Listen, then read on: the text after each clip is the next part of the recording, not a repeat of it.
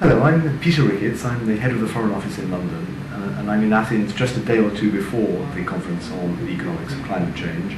I'm sorry I can't come to the conference itself, but welcome to the website for the conference.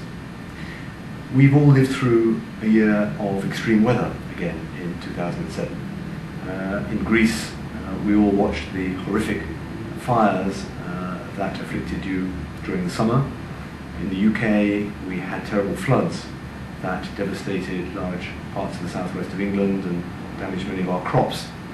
As the conference meets, we have the awful news from Bangladesh of another typhoon and flooding and serious loss of life. Prime Minister Karamanlis told us the other day that we are now living with the consequences of climate change.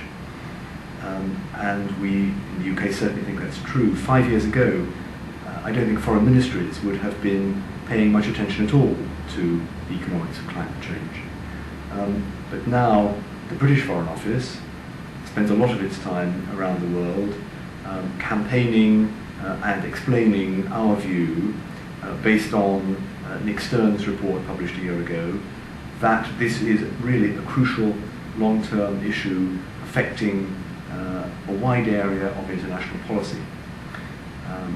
We would argue that climate change is linked to security, for example, and the problems we have in Darfur at the moment are at least in part a result of the stresses that arise in societies as climate change happens, as water becomes more scarce, as traditional feeding grounds become less and less.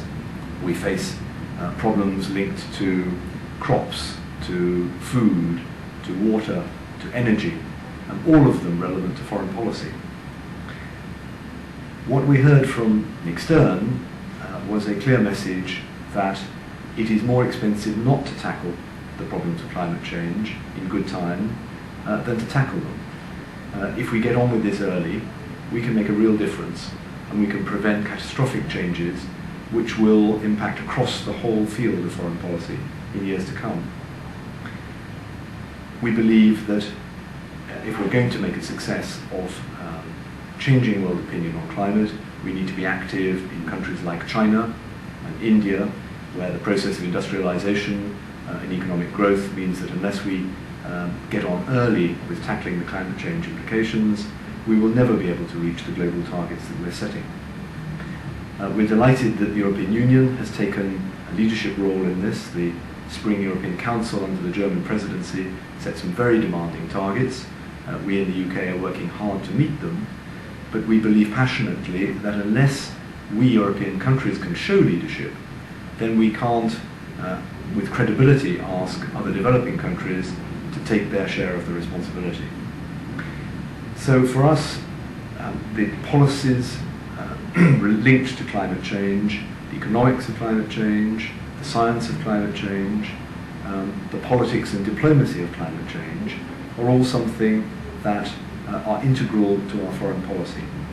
And therefore we're delighted that this Friday's conference attracts such eminent participants from Greece and from the UK. I'm glad that you have visited the website, and I hope that you will find the proceedings of the conference interesting and useful, and that we can stimulate wider and deeper debate in Greece and beyond on this very important subject. Thank you very much.